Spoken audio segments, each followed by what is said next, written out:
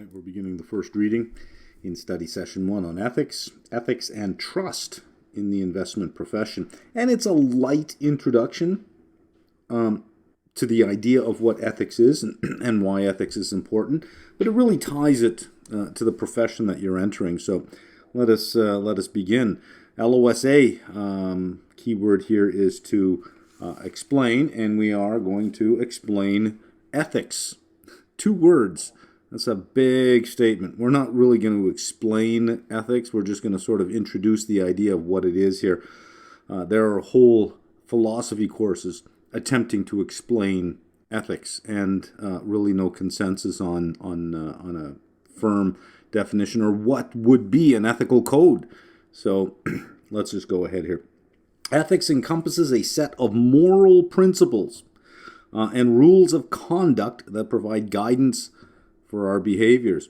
Moral ethical principles are beliefs regarding what is good, acceptable, or obligatory behavior, and what is bad, unacceptable, or forbidden behavior.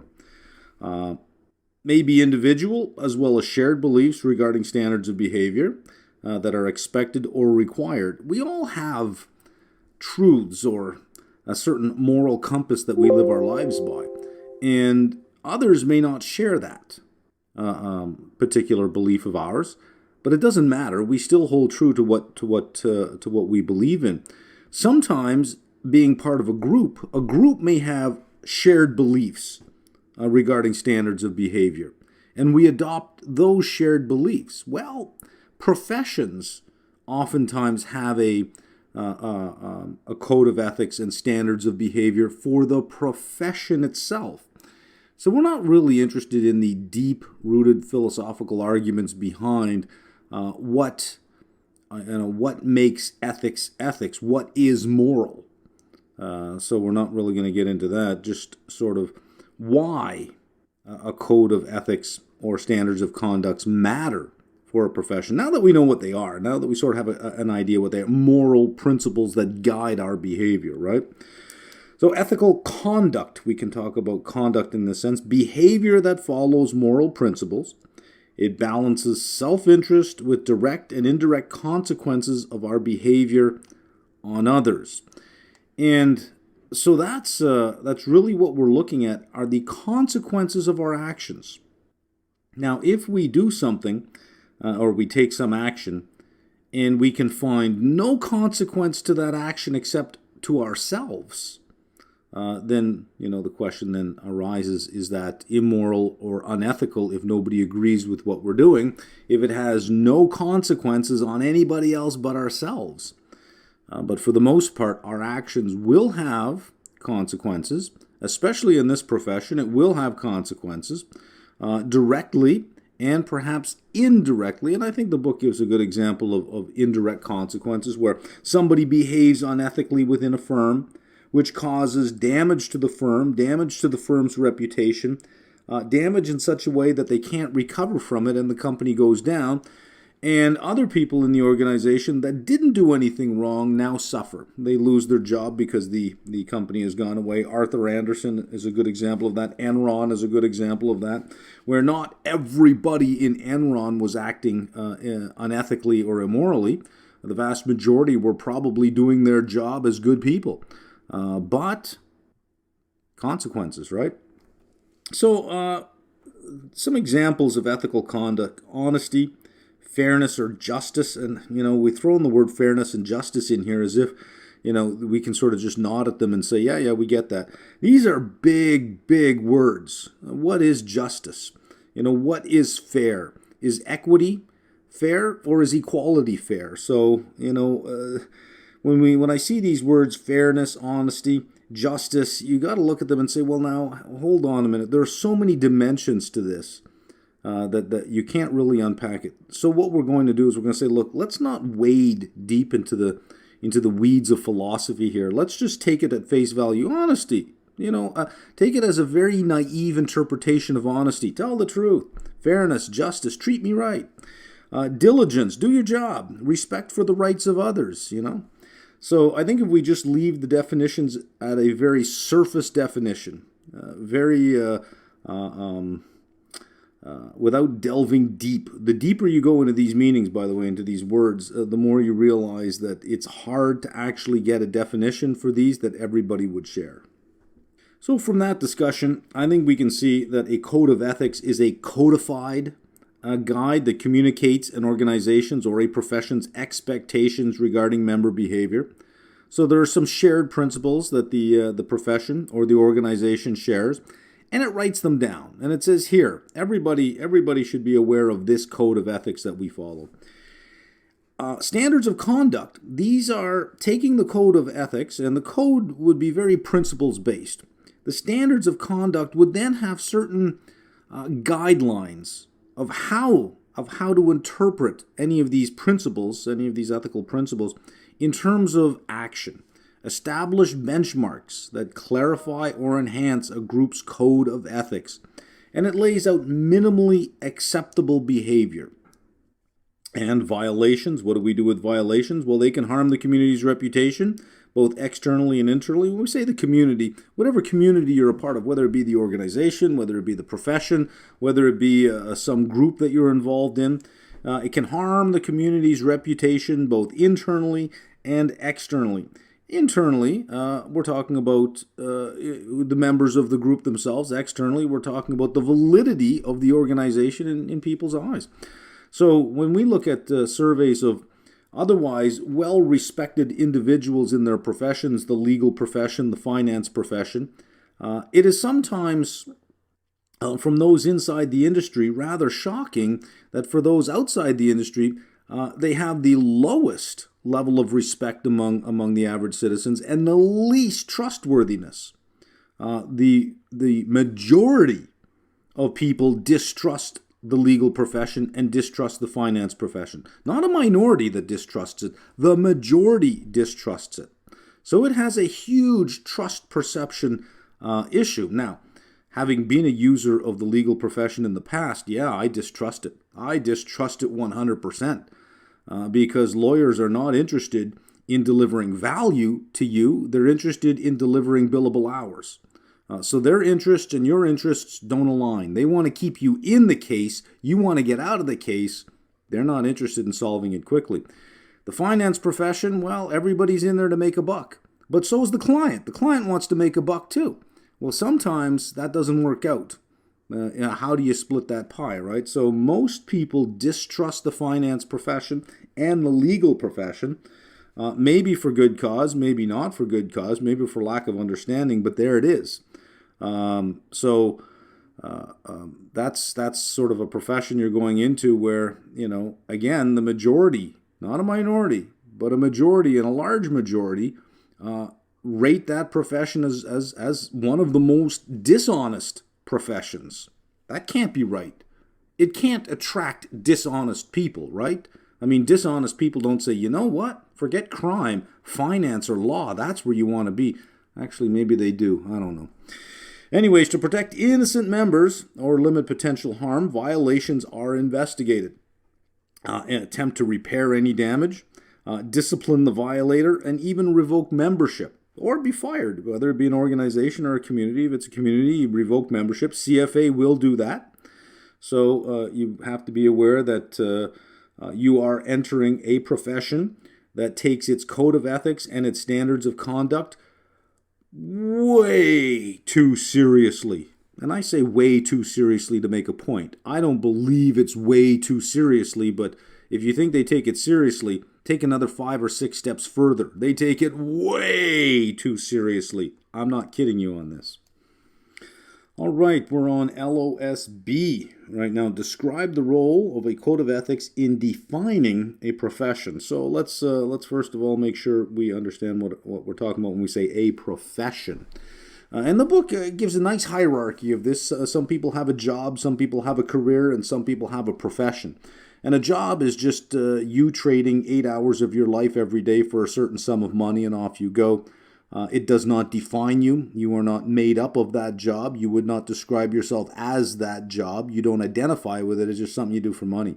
A career is more of a calling. It's that you feel that you are more of a person, more defined by identification to that career.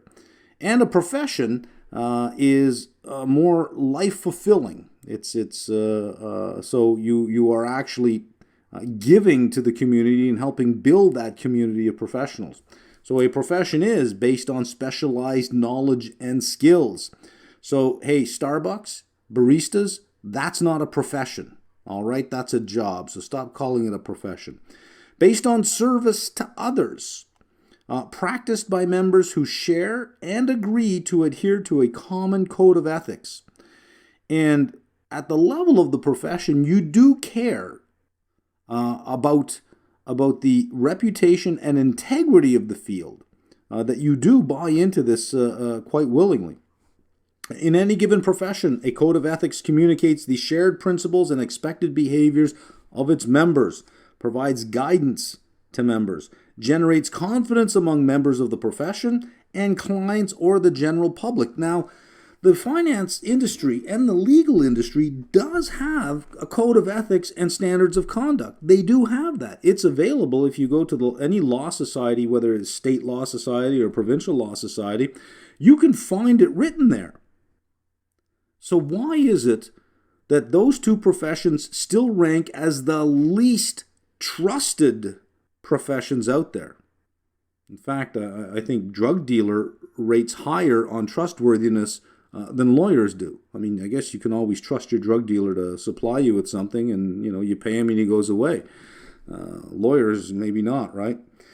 Standards of conduct enhance and clarify the code of ethics. So you have a code of ethics, again, very principles-based. The standard of conduct will then enhance and clarify.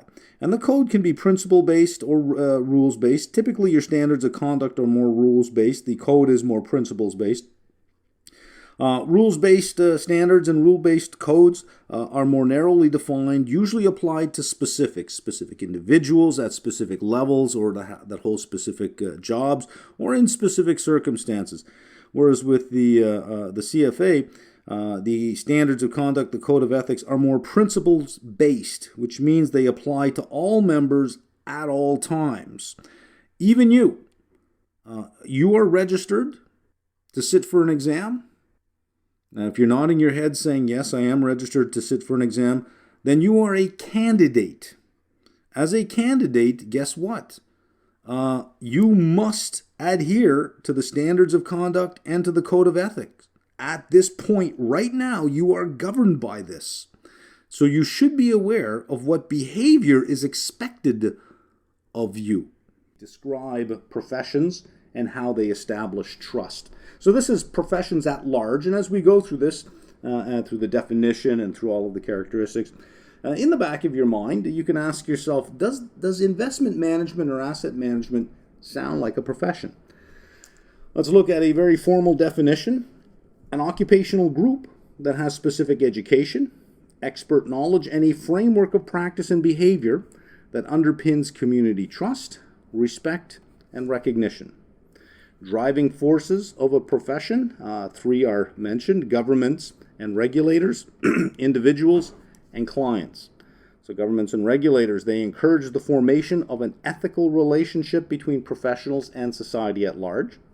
Individuals see an advantage in working as a professional, and clients have a desire to work with professionals. The primary goal of a profession is to establish trust among clients and society. And even though the book doesn't get formal on the definition of trust, most academics see trust as having two distinct dimensions: benevolence and competence. And benevolence means that the profession has your best interest at heart. Competence means that the individual can actually do the job.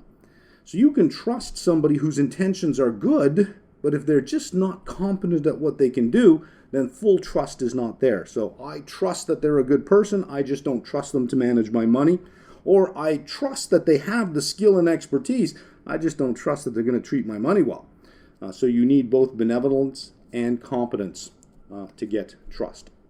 So if the primary goal of a profession is to establish trust, let's look at ways that professions establish trust. And there's a list of 10 items, I believe 10 items, that the reading goes through of how professions begin to engender trust.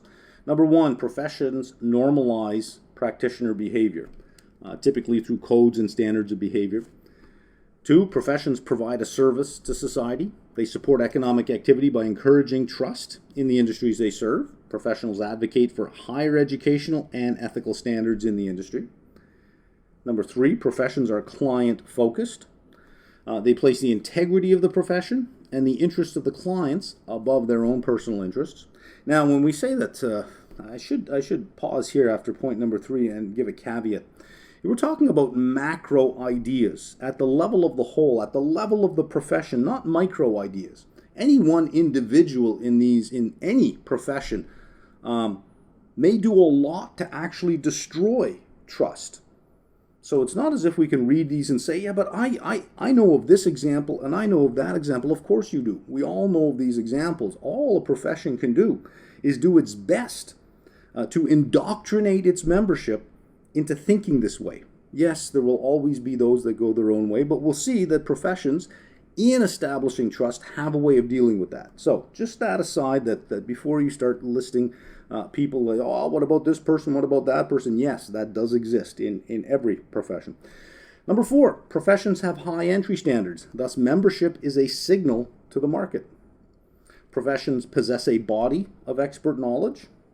Professions encourage and facilitate continuing education, and in the journey that you're on, CFA journey, once you're done, once you're a charter holder, there is continuing education credits that you have to earn every year. Continuing professional development. Number seven, professions monitor professional conduct. Monitoring and imposition of sanctions on members if necessary. So this is a way to deal with rogue members who say, yeah, I know the crowd is doing this because it's the best thing to do for the industry as a whole, but I'm going to go this way and do my own thing. Number eight, professions are collegial. Number nine, professions are recognized overseeing bodies. Not-for-profit organizations emphasizing excellence, integrity, and public service. Now, when we say that professions are recognized overseeing bodies, typically in every we'll call it every recognized profession, whether it be dentists, lawyers, doctors, there's usually some governing body of the profession itself. For example, for lawyers here in Canada, it's called the Law Society of Upper Canada, and it is the governing body of all lawyers, and it brings lawyers into line when they go rogue. They are not-for-profit organizations emphasizing excellence, integrity, and public service. For the finance industry, the big one that you can think of right away is the CFA Institute. Exactly. Number 10, professions encourage the engagement of members through volunteer efforts to advance the profession and engage with peers. So as we went through that list, and it's a big laundry list of ways that professions engender trust in either clients or with society, is investment management and asset management, in your opinion, a profession based on all of those? Does the CFA Institute, if we go through all of these 10 features, does the CFA Institute actively promote all of those 10 characteristics? I think it does. I think it does a very good job of doing that. So you could say that it is acting as the recognized overseeing body of the investment and asset management industry. The reading does dedicate, I think, a page and a half to making the case that CFA Institute is that overseeing body. But then again, this is a reading in a CFAI book. So you sort of have to look at that and say, well, I believe them. I believe what's written there, but still it would have been better had it come from another source, right? Explain, and let me find my LOS list here.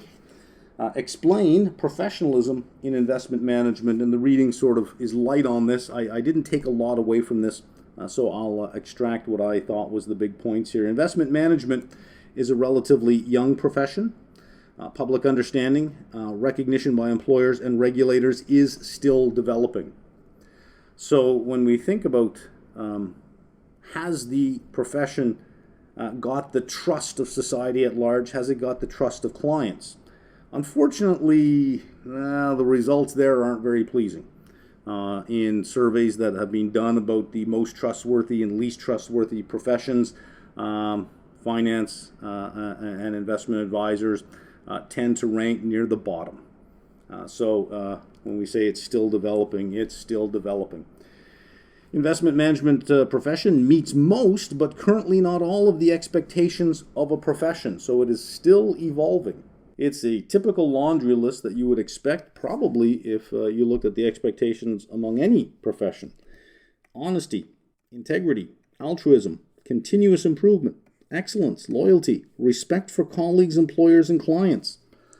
The only thing missing from that list is a love of mom and apple pie. Uphold the reputation of their profession.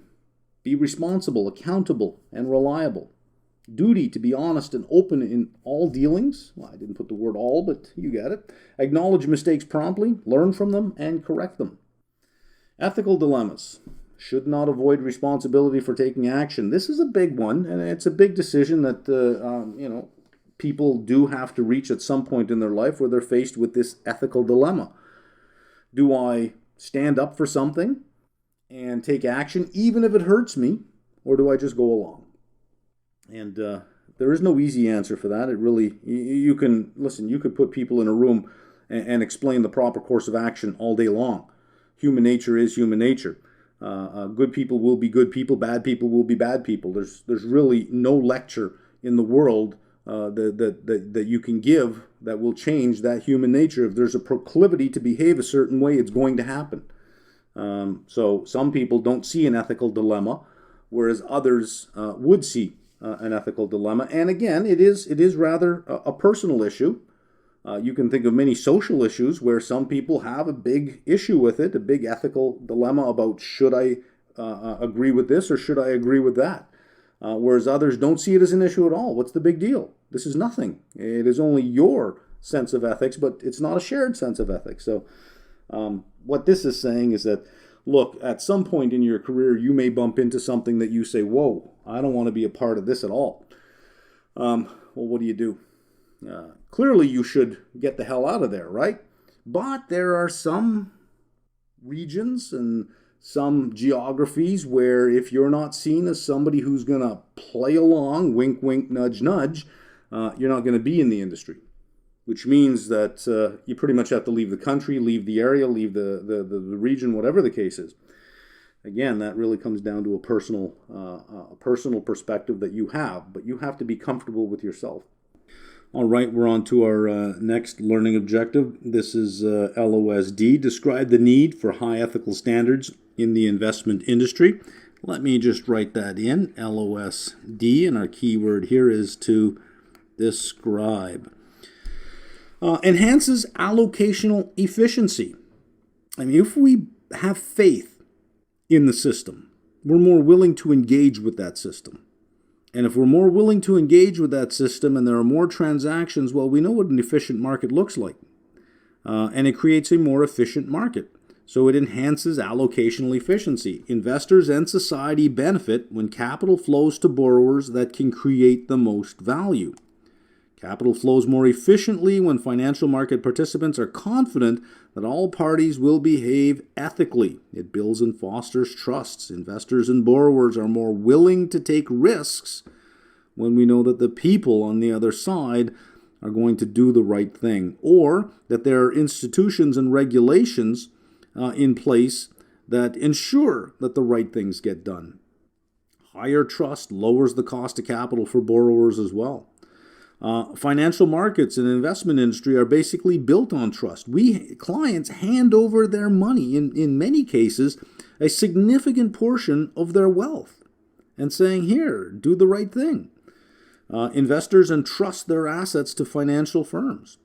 The nature of the product or service, indirect and intangible, meaning that we don't actually buy a building. We don't actually buy something. We buy a financial claim on something. We don't actually get something delivered to us in a box that we open up and hold in our hands and say, okay, well, there it is. Let me put it on the shelf.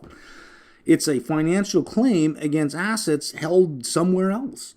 And it's intangible. A lot of the service that we get, well, service by its very nature is intangible. It's advice. And maybe we can't weigh that advice on a scale against somebody else's advice and see which side of the scale weighs more. So you have to trust that we're being taken care of in that sense, because you can't really value it the way you could if you bought, let's say, two different types of computers and you started using both of them and you come to the conclusion that this one's far superior, that you can see it for yourself that it's far superior. But how do you know my advice is superior to somebody else's advice? Maybe I give you some winners and the other person gives you losers, but it could just be a statistical anomaly that I'm just picking winners at this point in time while they were picking losers, but next year it might be the other way around. And finally, the reputation effect. Clients are attracted to firms with trustworthy reputations. We like to buy from companies that we trust. Think of if you're in the U.S. looking to open a checking account or a savings account somewhere. Are you going to open one up at a company that has just been publicly outed for creating a whole bunch of fake accounts, like Wells Fargo? No, that's going to hurt them. I don't think it'll put them out of business, but I do believe it's going to cost them business. Because now you're going to think twice. You're going to see a Wells Fargo across the street. You're going to see a Citigroup, and you'll say, well, I'm on this side of the street, but so's Wells Fargo. Maybe I'll cross the street. And you might just cross the street just to avoid that. So it is going to cost them. So clients are attracted to firms with trustworthy reputations. I don't think that's a big stretch to make that statement. Keyword here is identify. Identify challenges to ethical behavior. And before we even get started, I'm going to throw out the biggest challenge to ethical behavior. It's called human nature.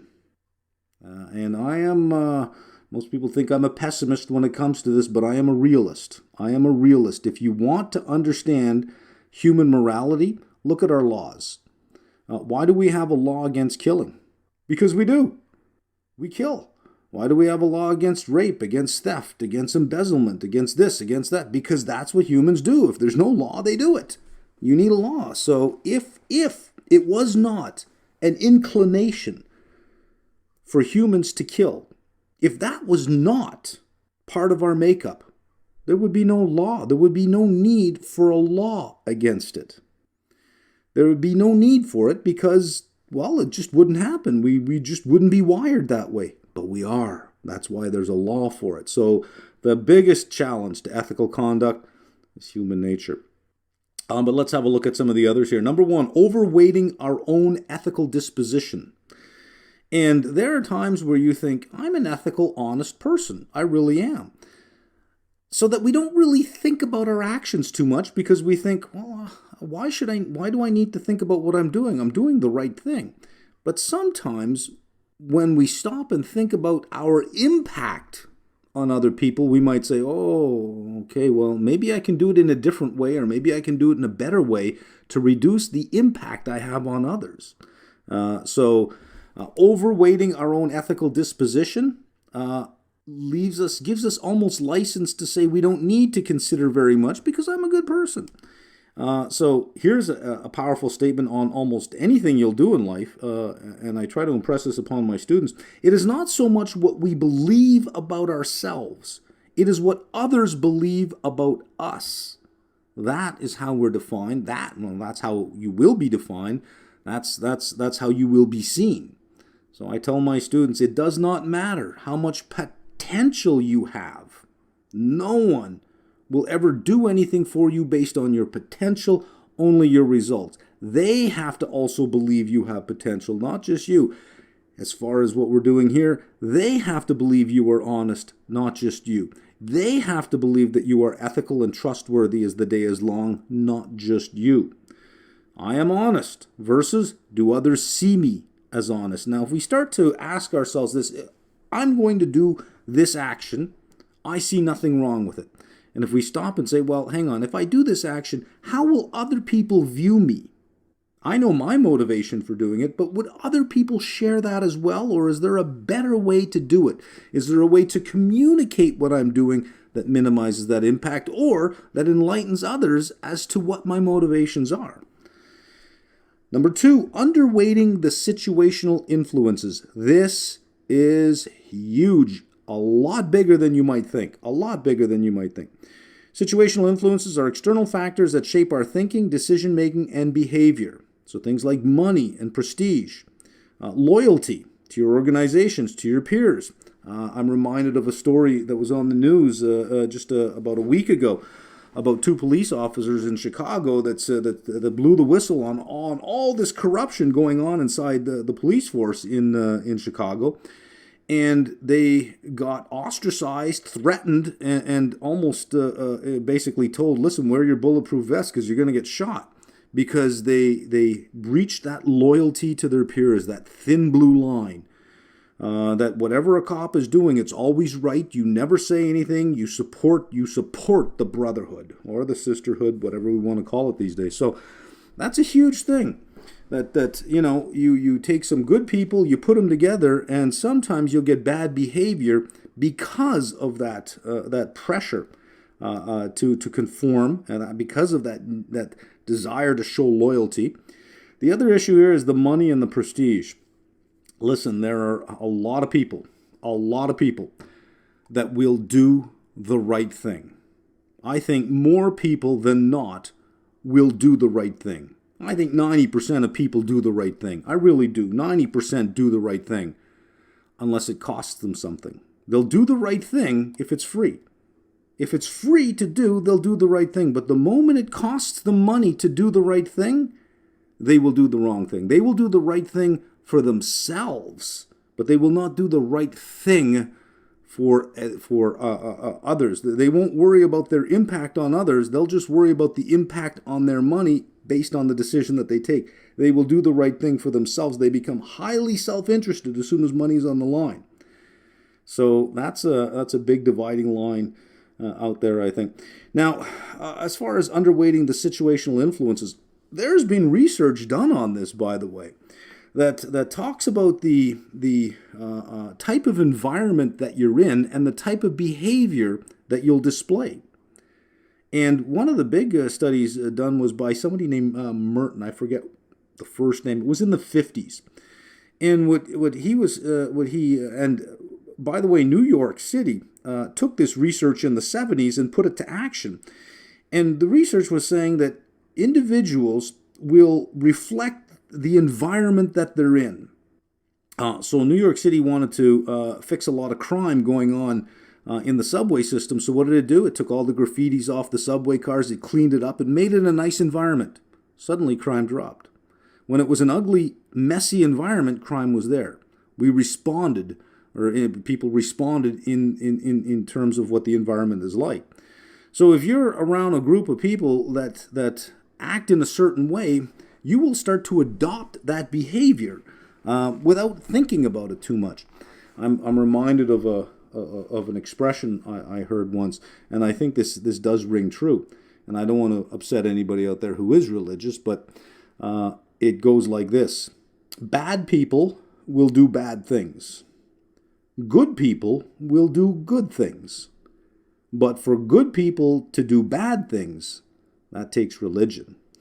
And the point of that is getting at the situational influences, is that good people will do bad things if put into an environment where they're almost given license to do it, where they see it going on and they just get swept up in that group mentality, right? Number 3, limits to organizational compliance. Compliance is following the rules. Here's the rules.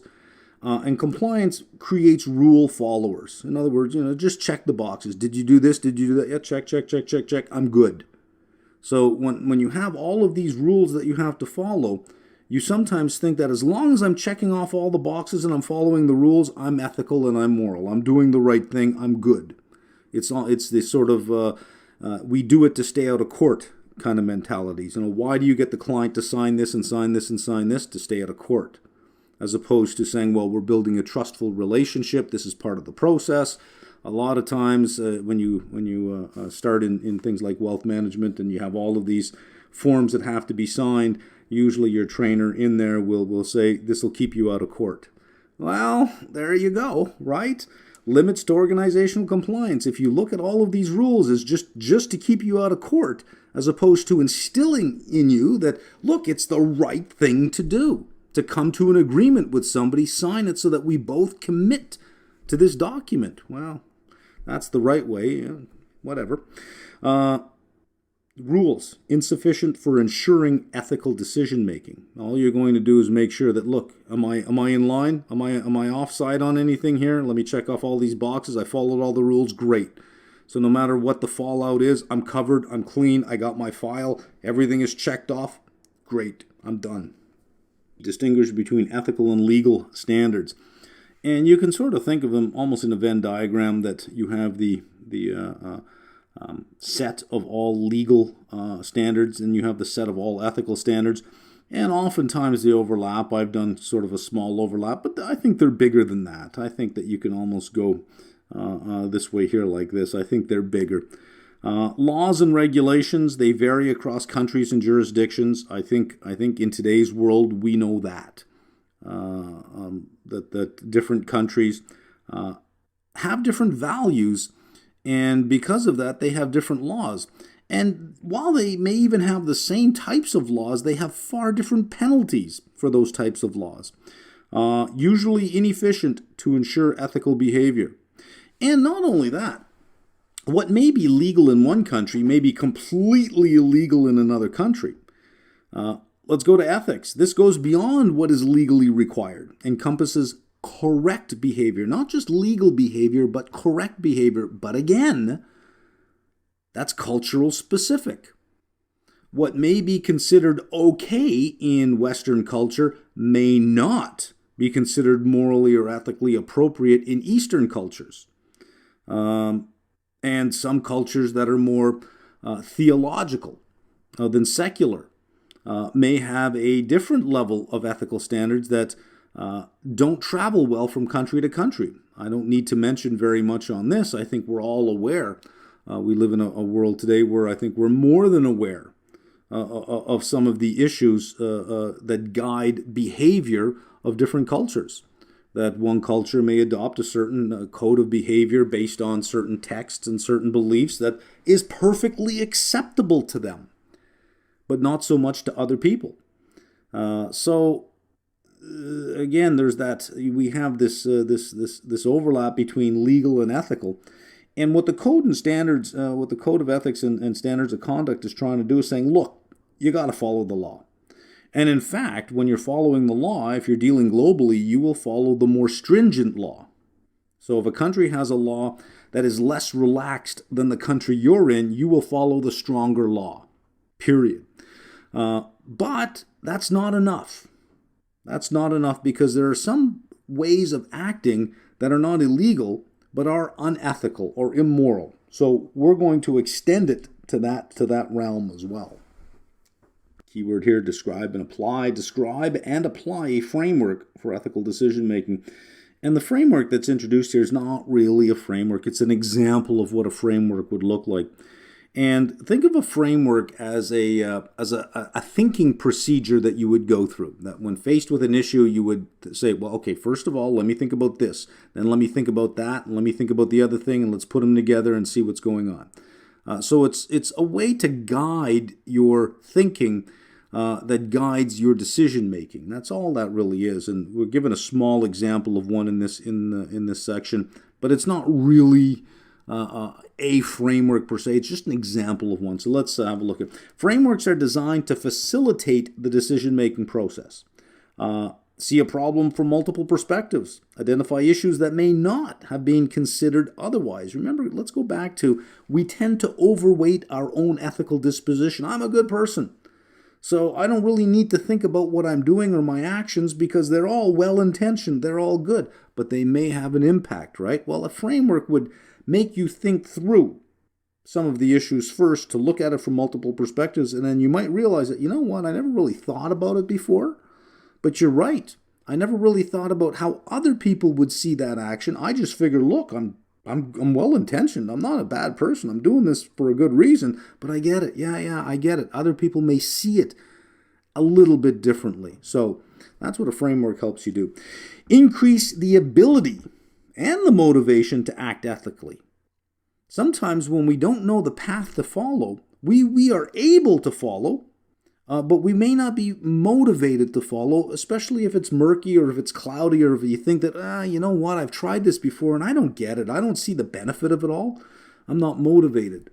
But if the framework helps me and illuminates me and I can see things that I otherwise might have just been blinded to, then it does motivate you, because then you start thinking about how you can incorporate that into other decisions that you make. So let's look at an example of what one would look like. Identify, consider, decide, and act, and reflect. So identify relevant facts, the stakeholders, and the duties that are owed to those stakeholders, whether they be your co-workers, whether they be your clients, management, etc. Identify relevant facts, stakeholders, and duties owed, ethical principles, conflicts of interest. Consider situational influences, additional guidance, alternative actions. So situational influence, here's a good way to think about it, and I do this sometimes. I think if I think this is the way that I want to go, I would think, would I be making that decision if I wasn't in this situation? If I weren't around these people, if I wasn't working at this place, would I be making that? Would I maybe making that decision? And if the answer is yes, well, okay, then it's me. I'm here. But if the answer is no, then it's okay. Well, then that's not me making the decision. Those are forces that I might be unaware of, helping me make that decision. So think about any decision you're making, and then think: would I make this decision without all these people? If I didn't have to consider these people around me, would I be making this same type of decision? When I say consider, I'm not talking about the stakeholders. I'm talking about those that are around you, in which the decision is being made on behalf of all. Sort of in a group, hey, let's go this way, let's go that way. And you might be thinking, well, I don't know, that way doesn't really sound like a good thing. A peaceful protest turns violent, not because everybody turns violent, but because one does, and the person beside them thinks that, well, that's just a small step to help out. And then pretty soon there you go. You go from a seemingly logical place to a completely illogical place, from a series of logical footsteps. That when you step back from it and you say, look, if I wasn't there at that time, would I have acted that way? No. Well, there you go, right? So it helps you consider situational influences. Decide and act. And then reflect. What was the outcome? Was the outcome as anticipated? Why was it? Why was it not? There we go. That wraps up this reading.